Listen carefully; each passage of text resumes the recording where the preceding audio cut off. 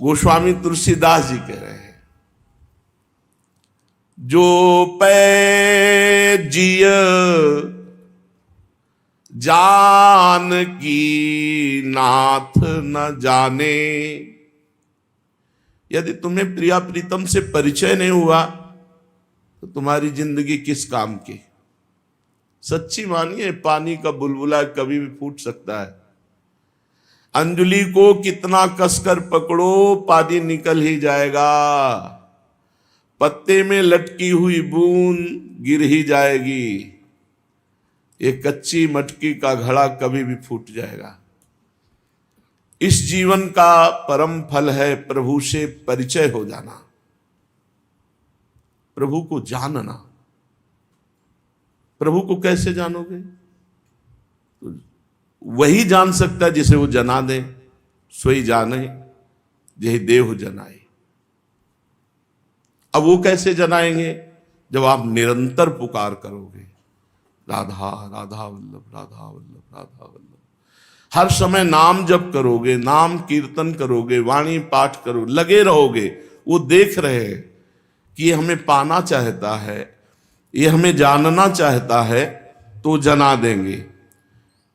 यदि आप प्रिया प्रीतम का नाम, प्रिया प्रीतम की शरणागति, प्रिया प्रीतम की सेवा, ये सब छोड़ करके और कोई अनुष्ठान करें तो सब कर्म धर्म श्रमदायक ऐसे कहत सयाने।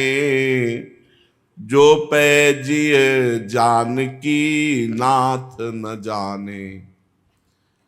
जो विवेकी पुरुष ज्ञानी जन है, सयाने महापुरुष जन है, उन्होंने बताया कि वो धर्म कर्म सब बेकार यदि प्रभु से परिचय न हो, प्रभु से अपनापन न हो, ये ठसक ना आवे कि हमारे माई श्यामा जू को राज, तो तुम्हारे सब श्रम ही हुए, कोई हाथ नहीं लगा इनका फल।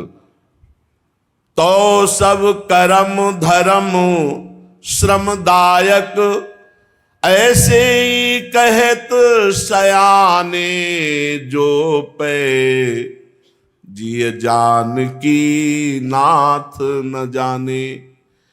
यदि प्रिया प्रीतम को नहीं जाना तो सारे कर्म धर्म सब श्रम ही हुए। बहुत बहुत पुण्य प्रभाव से स्वर्ग जाओगे, भोग भोगोगे, फिर पुण्य छीणे मृत्युलोके विशंति, मृत्युलोक आना पड़ेगा।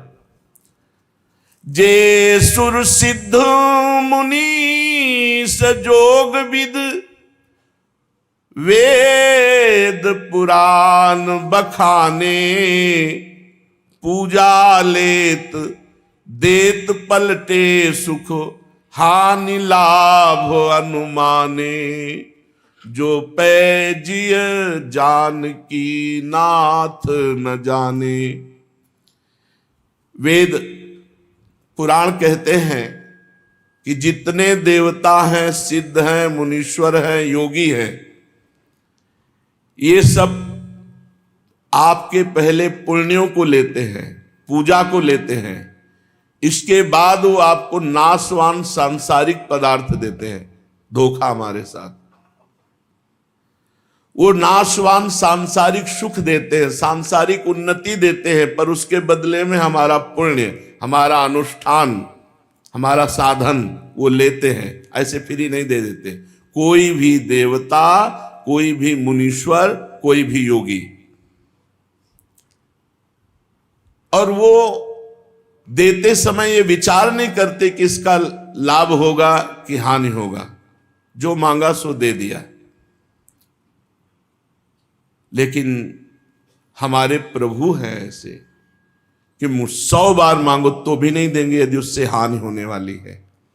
और वो तुम्हारे पुण्य नहीं, तुमसे कुछ नहीं लेंगे, अपनी तरफ से देंगे। पर शर्त है, जो पै जिय जानकी नाथ न जाने।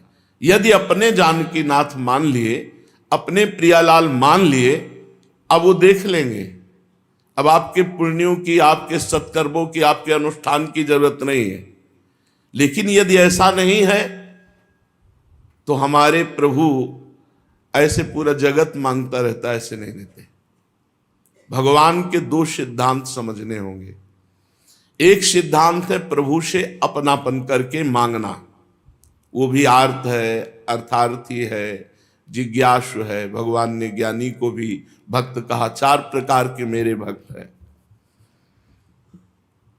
यदि हम प्रियालाल को अपना मानते हो फिर कोई बात मांगते हैं तो उसमें हमारे अनुष्ठान का खर्चा नहीं होगा, हमारे पुण्य खर्चा नहीं होंगे। हमारे मालिक हैं, हम उनके नौकर हैं, हमारे स्वामी हैं, हम उनके सेवक हैं। अगर वो देने लायक वस्तु है तो देंगे, नहीं तो नहीं देंगे, चाहे 1000 बार मांगो।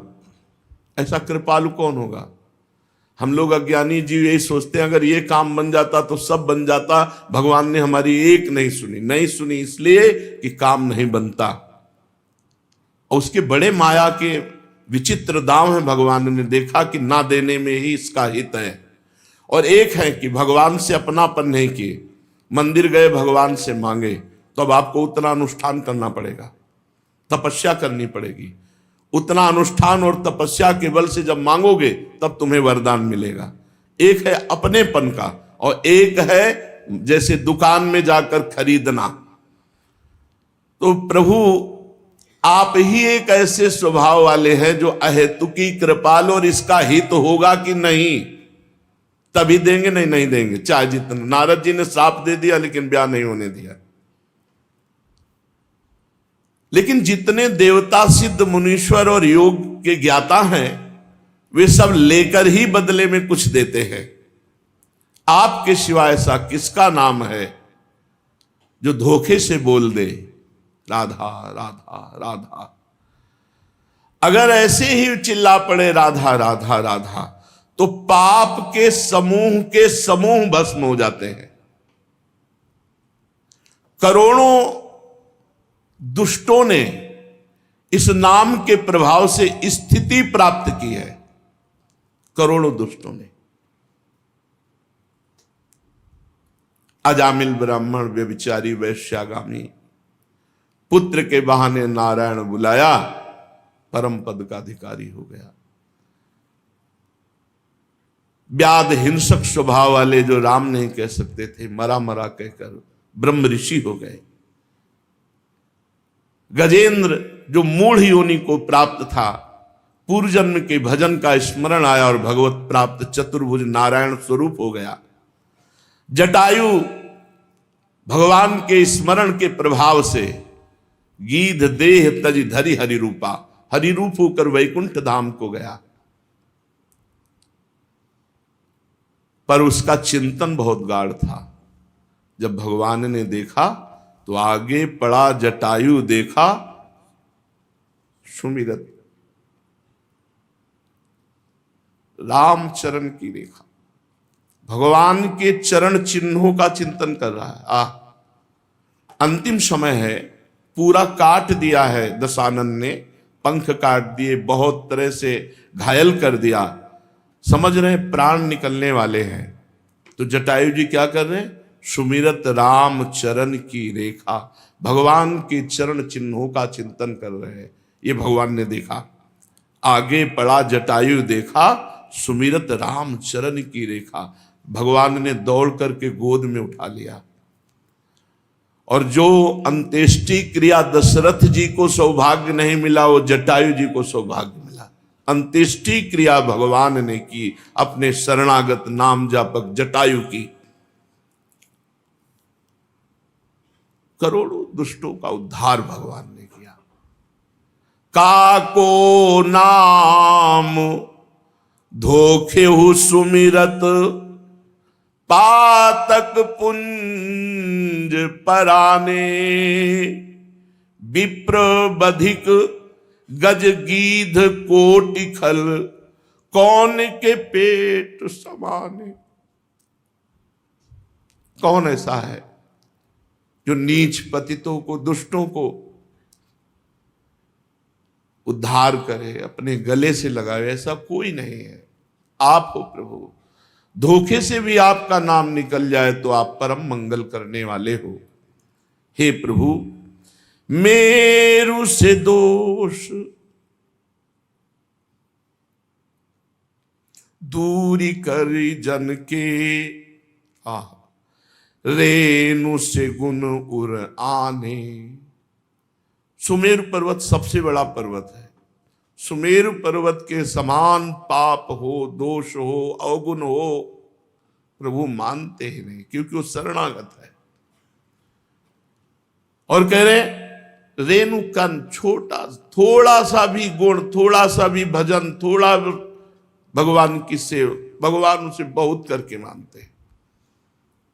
मेरु से दोष दूरी करी जन के, रेणु से गुण उर आने।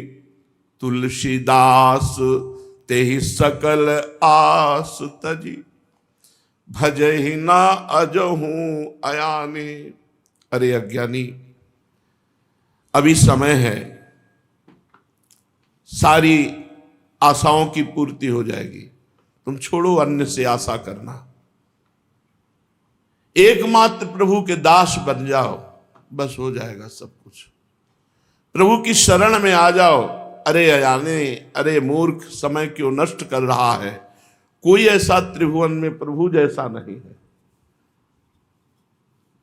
प्रभु के समान नहीं, फिर प्रभु से बढ़कर कौन होगा?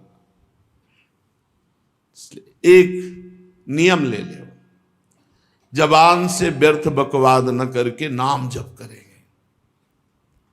नाम का ऐसा अभ्यास कि जितना कष्ट हो उसमें और नाम चले।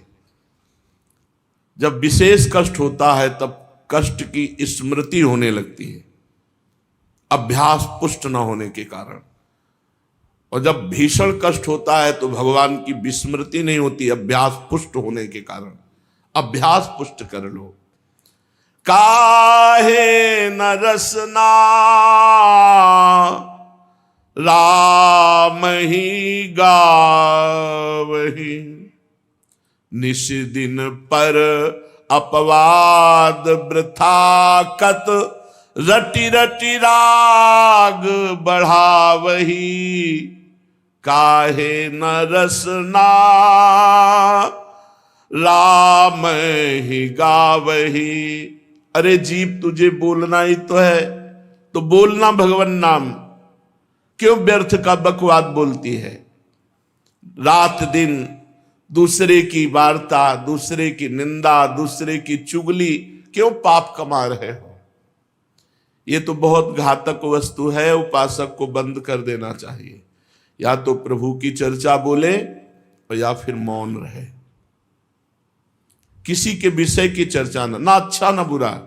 कोई तुमसे कह रहा हो बहुत अच्छा है, भगवान की कृपा है, वो बहुत बुरा है, क्या लेना देना है? श्री हरिवंश चल दे, कुछ नहीं। उसके विषय में ना अच्छा बोले ना बुरा। तात सुनो मायाकृत गुण और दोष अनेक, गुण या उभय न देखी, देखी स्व विवेक। हे तात, ये गुण दोष मायाकृत हैं। उत्तम बात यह है कि ना किसी के गुण देखे ना किसी के दोष देखे, क्योंकि गुण दोष देखना अज्ञान है। उसमें श्री भगवान को देखे, भगवान बैठे हैं। तो निस दिन पर अपवाद वृथा कत, रति रति राग बढ़ावही। काहे न रसना राम ही गावही। हे जिभ्या, तू व्यर्थ में चुगली, निंदा, स्तुति ये क्यों किसी की करते हो? प्रभु की तरफ अपनी वाणी को लगाओ, उनके चरित्र गाओ, उनके नाम गाओ, उनका नाम का कीर्तन करो खूब। बड़ा आनंद। भगवान में चित्त जुड़ जाए तो चाहे जितने कष्ट में हो, बड़ा आनंद। भगवान में चित्त न जुड़ा हो तो राग द्वेष का ही चिंतन होता है। नर मुख सुंदर मंदिर पावन, बसी जनिता ही लजावही। शशि समीप रही त्याग सुधाकत, रवि कर जल कहां धावे। गोस्वामी जी कह रहे, यदि तुम अपनी जिह्वा से नाम रटने का, भगवत लीला चरित्र गाने का नियम ले लो तो ये मुख रूपी सुंदर घर पवित्र हो जाए। ये घर ना रह जाएगा, फिर मंदिर बन जाएगा। क्यों लज्जा वाली बातें करते हो? विषय की बातें छोड़ो, भगवान का नाम रटो, जिससे तुम्हारा मुख मंदिर हो गया। चंद्रमा के पास रहते हुए भी अमृत को छोड़कर क्यों मृग तृष्णा जल के लिए दौड़ लगा रहे हो? कभी प्यास नहीं बुझेगी।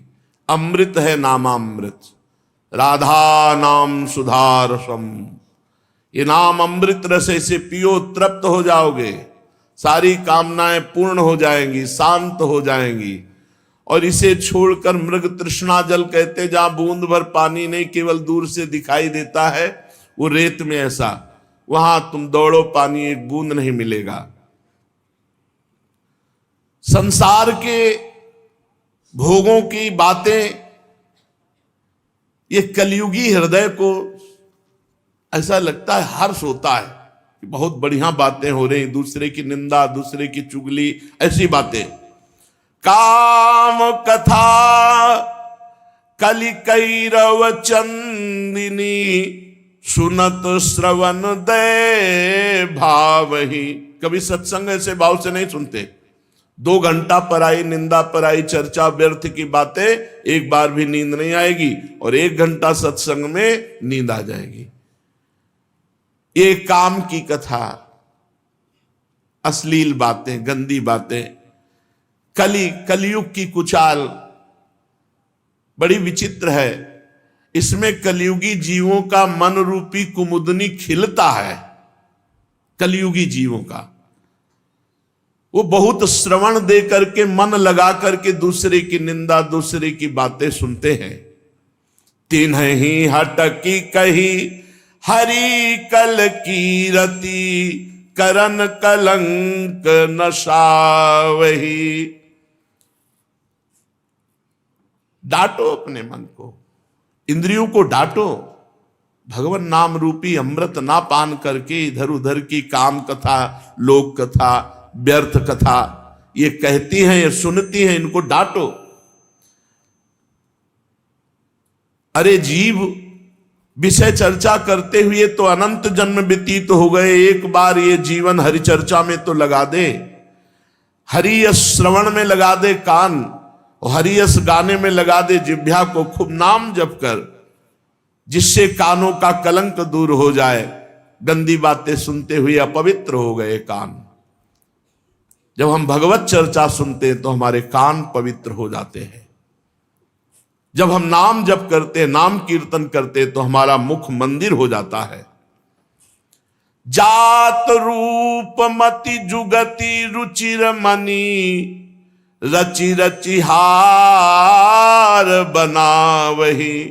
शरण सुखद रवि कुल सरोज रवि, राम नृपहि पहिरावही। ए बुद्धि,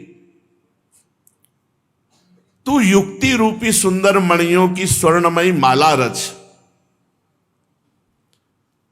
खूब नाम जप करने की युक्ति, भगवान की लीला कथा सुनने की युक्ति, भगवत पूजा की युक्ति, भगवत भक्तों के चरित्र सुनने की आसक्ति, ये सब मणियां हैं।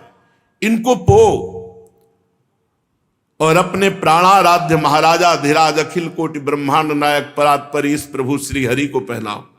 रोज यही पूजा करो। खूब नाम जप, खूब कथा, खूब कीर्तन, भगवत सेवा, ये सब पुष्प हैं, ये सब मणियां हैं। इनको पिरोया, दिन भर यही करते रहे, और इनको फिर प्रभु के गले में पहना। त्वदीयं वस्तु गोविंदम तुभ्यमेव समर्पये। कोई कामना नहीं, कोई चाह नहीं।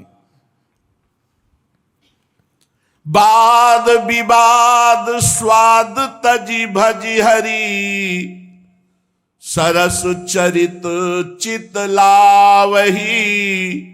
तुलसीदास भव तरही तिहूं पुर,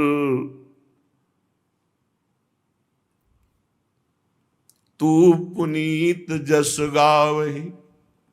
तू पुनीत जस पावही।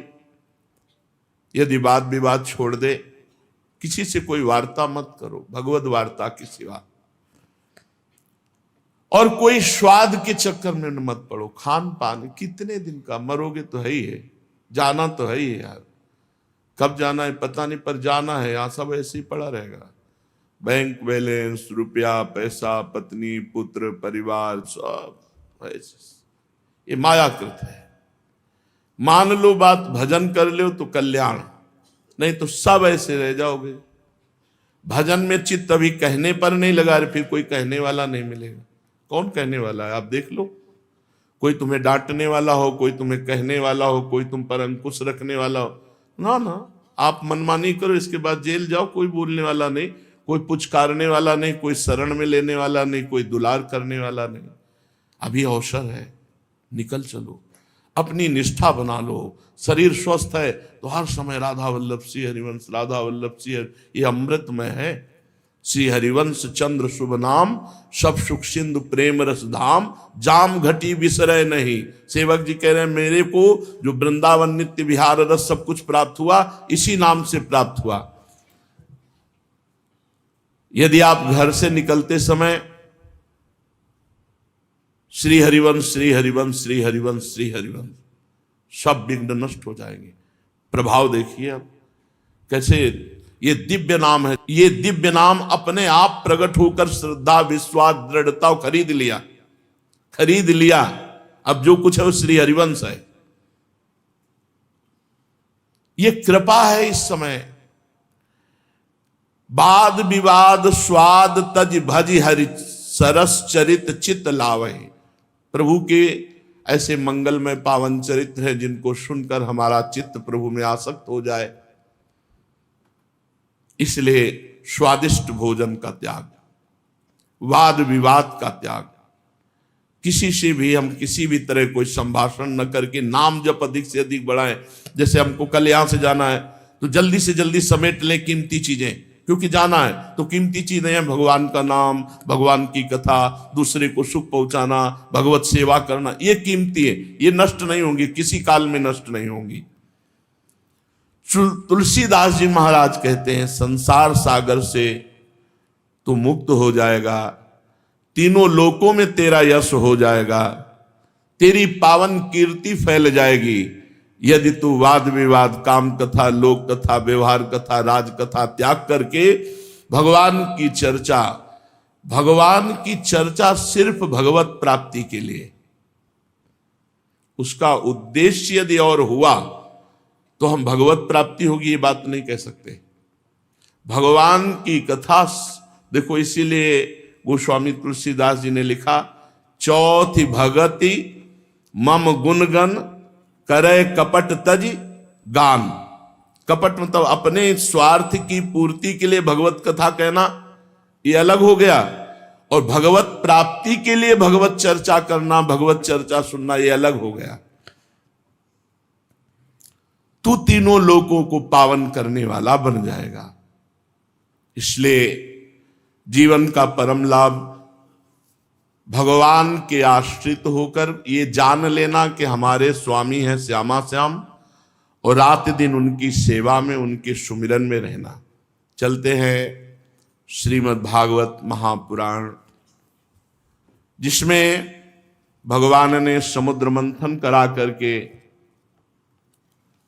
दिव्य रत्नों को प्रकट किया। 14 रत्न जो कुछ दैत्यों को मिले, कुछ देवताओं को मिले, और कुछ स्वयं श्री भगवान ने स्वीकार किए। आखिरी में भगवद अवतार धन्वंतरी जी अमृत का कलश लेकर, तो अमृत का कलश देखते ही दैत्यों ने बलपूर्वक छीन लिया। भगवान सर्व सामर्थ्यशाली है। देवता बड़े चिंतित हो गए कि जिसके लिए हम इतना प्रयास कर रहे हैं वो प्रयास तो निष्फल हो गया। भगवान तो अमृत कलश देखते ही रह गए धन्वंतरी जी, और दैत्य छीन ले गए। भगवान ने कहा तुम चिंता मत करो, मैं अभी अमृत तुम्हें पान कराता हूं। इससे एक बल मिलता है। साधक जब साधना करता है तो उसकी साधना को बाधा पहुंचाने के लिए माया उसकी पहुंचते पहुंचते हटा देती है। जैसे सब कुछ हो गया, अमृत निकल आया, पर पीने को नहीं मिला, दैत्य ले गए। तो भगवान के यदि आश्रित है तो कोई भी बाधा उसे परास्त नहीं कर सकती। सीम की चाप सके को ताशु, बड़ रखवार रमापति जाशु। भगवान ने मोहिनी रूप धारण किया और स्पष्ट भगवान ने कहा कि देखो, हम कुलटा हैं, स्वच्छंद चारणी हैं, हम पर विश्वास न करना। और मुस्कुराकर स्त्री सुलभ कटाक्ष, ऐसे सुंदर कि भगवान शंकर मोहित हो गए थे। सोचो, पास में त्रिपुर सुंदरी अंबा रहती है, त्रिपुर सुंदरी है, त्रिभुवन में कोई सुंदर अंबा जैसा नहीं है।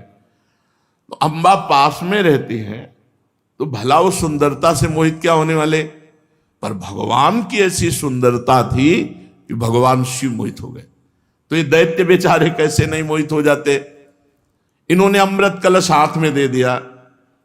भगवान ने कहा उचित और अनुचित जो भी हम करें तुम हमें दोष नहीं दोगे, तो हम अमृत कलश में अमृत बांटने के लिए तैयार हैं। दैत्यों ने कहा नहीं टोकेंगे।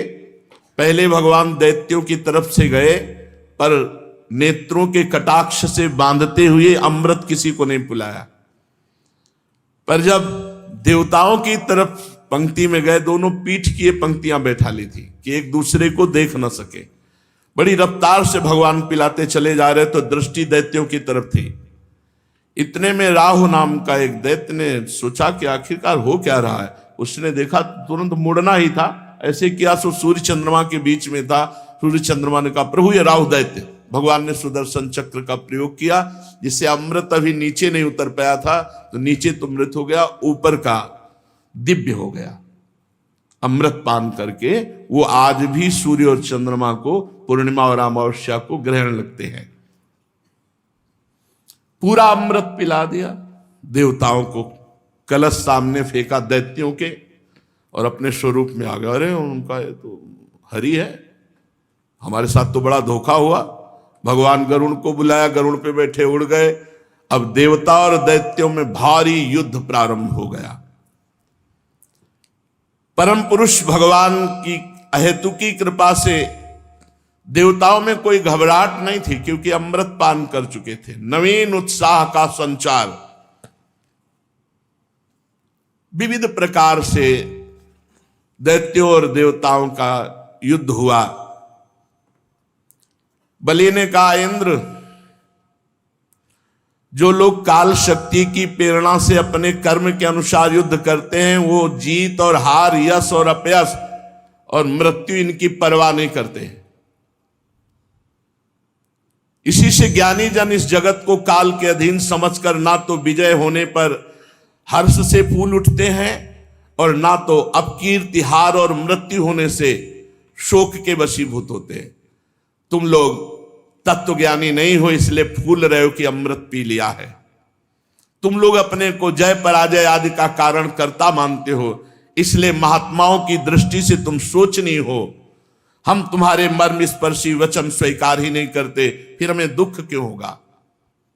प्रहलाद पुत्र विरोचन, पुत्र बलि, इतने महाभागवत है। सुखदेव जी कहते हैं वीरवर बलि ने इंद्र को फटकारा। बलि की फटकार से इंद्र कुछ झेप गए। फिर वीरों का मान मर्दन करने वाले बलि अपने धनुष को कान तक खींच खींच कर बहुत से बाण इंद्र को मारे। इंद्र का अत्यंत तिरस्कार किया, पर इंद्र मरने वाले तो है नहीं, क्योंकि अमृत पी चुके हैं। भगवान ने दैत्यों को अमृत क्यों नहीं पिलाया, मेहनत करवाई? क्योंकि उनको पता है कि इनके पक्ष में मृत संजीवनी विद्या जानने वाले शुक्राचार्य हैं। एक भी दैत्य मरा नहीं रहेगा, जहां मरता मृत संजीवनी डाल देते हो। देवताओं के पास ये थी नहीं, क्योंकि दैत्य गुरु शुक्राचार्य जी को ये पता थे, दूसरे को पता नहीं है। तो इसीलिए भगवान ने विचार पूर्वक कि इनके पास अमृत संजीवनी विद्या है और इनको अमृत पिला देते हैं, दोनों समान हो जाएंगे। देवराजेंद्र और बलि का बहुत समय तक युद्ध हुआ।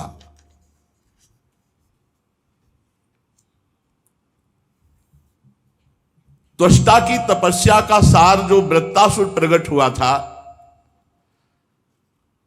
इंद्र ने कहा मैंने वज्र के द्वारा उसको मार डाला। अनेक दैत्य जो बहुत बलवान थे, किसी अस्त्र शस्त्र से नहीं मरते थे, उनको मृत्यु के घाट इसी वज्र से उतार दिया। वही मेरा वज्र ये नमुच नाम के दैत्य को क्यों नहीं मार पा रहा?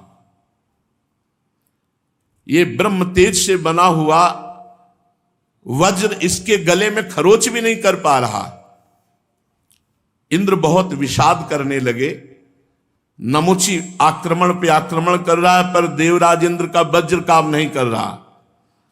तो आकाशवाणी हुई कि ये दानव न सूखी वस्तु से मरेगा न गीली वस्तु से, इसे वर मिल चुका है। सूखी या गीली वस्तु जो ना होगी उससे मर जाएगा। इसलिए इंद्र इस शत्रु को मारने के लिए विचार करो जो सूखी और गीली वस्तु ना हो। आकाशवाणी सुन करके बड़ी एकाग्रता से विचार करने लगे कि कौन सी ऐसी वस्तु है जो सूखी या गीली नहीं है, उससे मारा जा सके। तो ध्यान में आया भगवत प्रेरणा से फेन। फेन ना सूखा है और ना गीला है, इसलिए उन्होंने समुद्र का फेन लिया और फेन फेंका, तो फेन से उसकी गर्दन कट गई जो वज्र से नहीं कटी थी। गंधर्व शिरोमणि विश्वावसु तथा परावसु गान करने लगे, देवताओं की दुंदुभियां बजने लगी, नर्तकियां आनंद से नाचने लगी। इस प्रकार वायु, अग्नि, वरुण आदि दूसरे देवताओं ने भी अपने शत्रुओं को परास्त किया। ये भगवान की लीला होती रहती है।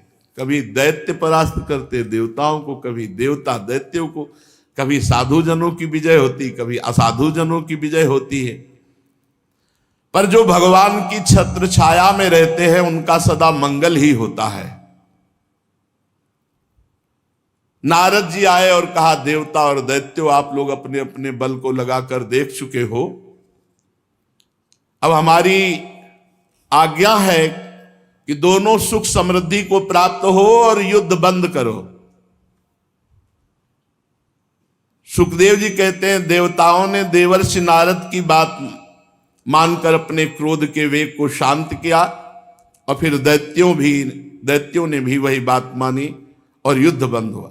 नारद जी एक ऐसे महात्मा हैं कि देवता मतलब कंस के पास जाते हैं तो वैसे सम्मान, वसुदेव जी के पास तो वे कहीं भी जाएं इनका कहीं तिरस्कार नहीं, और सबको ऐसा लगता है मेरे हित की ही बात कहते हैं। जो मरे हुए दैत्य थे, देखो शुक्राचार्य जी ने अपनी मृत संजीवनी विद्या से उनको जीवित कर दिया। किसी के कोई घाव नहीं, कोई कटे अंग नहीं, सब स्वस्थ। इसीलिए भगवान ने देवताओं को अमृत पिलाया। बलि जी भगवान का चिंतन करते हुए न दुख न सुख। जब ये सुना कि भगवान ने मोहिनी अवतार धारण किया है,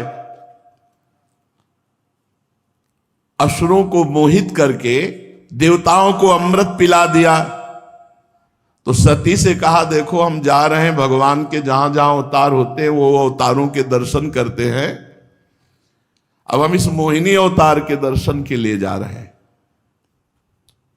देवी ने कहा कि हम भी साथ चलेंगे, माता जी ने।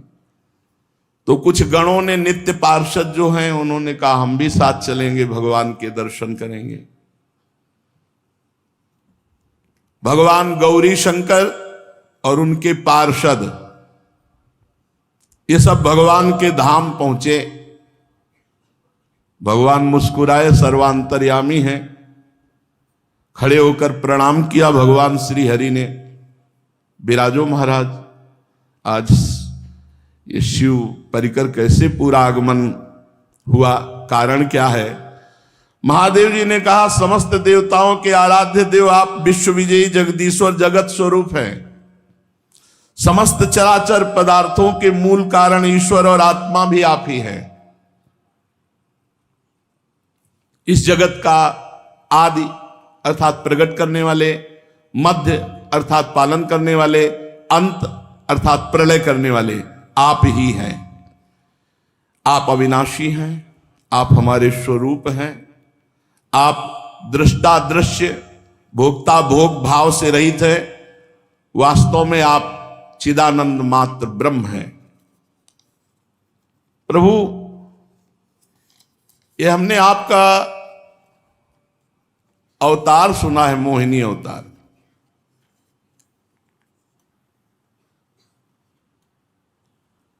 बड़े बड़े ऋषि मुनियों को सुख देने वाले अवतार तो हमने प्रभु देखे, लेकिन दैत्यों को मोहित करने वाला ये अवतार।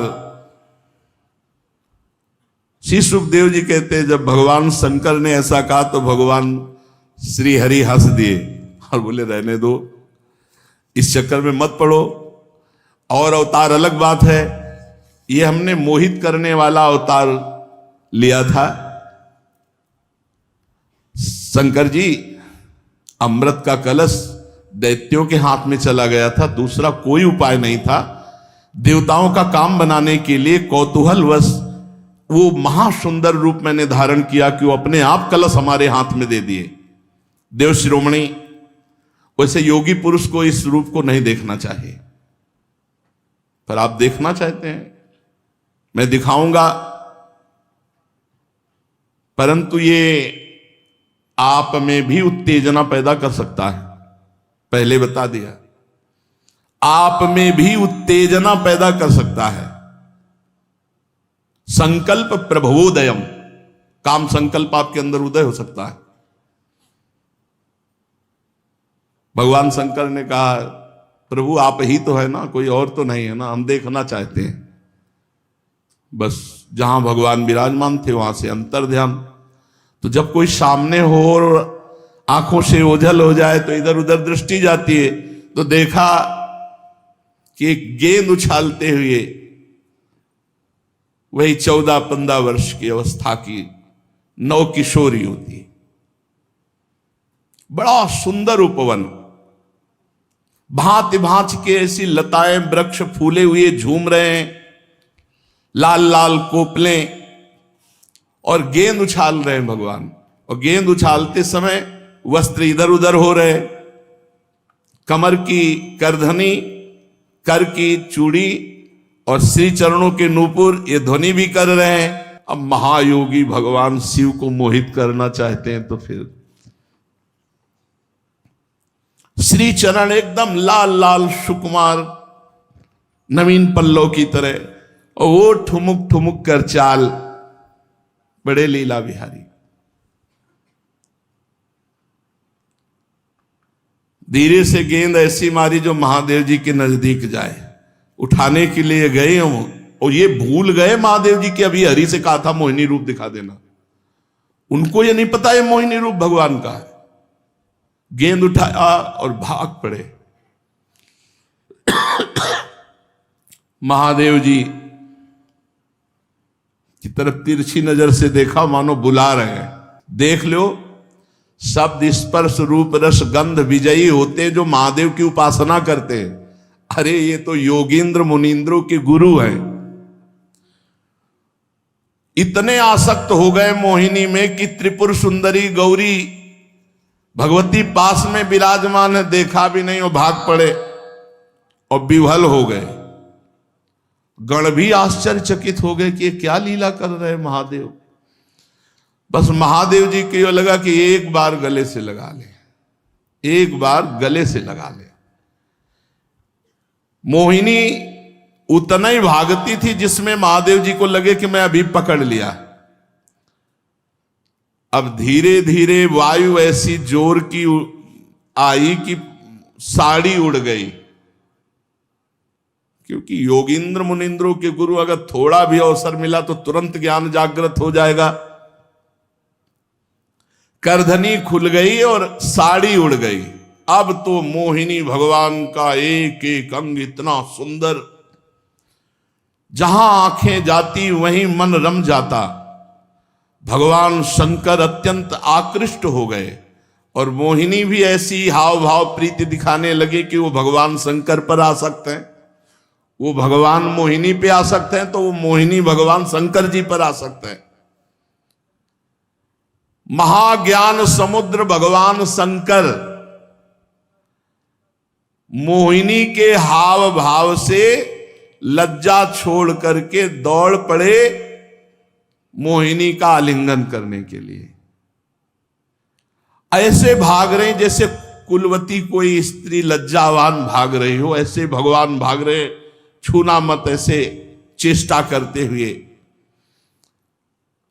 और एक दौड़ती है, एक वृक्ष की आड़ में होकर फिर महादेव की स्थिति देखती और हंसने लगती है, फिर इशारा करती है। भगवान शंकर बार बार सावधान होना चाहते हैं, लेकिन देख लो, अत्यंत वेग से दौड़ करके मोहिनी का जूड़ा पकड़ा और हृदय से लगा लिया। जे भी हृदय से लगाया तो शांति हो गई, क्योंकि भगवान ही तो है ना परम शांत। अब वो बाल खुल गए थे। जब भुज पास हटाया तो देखा हरि, जब भुज पास किया तो मोहिनी, और जब भुज पास हटाया बोले प्रभु गजब का रूप, गजब का रूप, ऐसा अवतार तो हमने कभी ले। बोले मना कर रहे थे ना कि योगियों के लिए नहीं है, ये तो भोगियों को आकर्षित करने वाला है।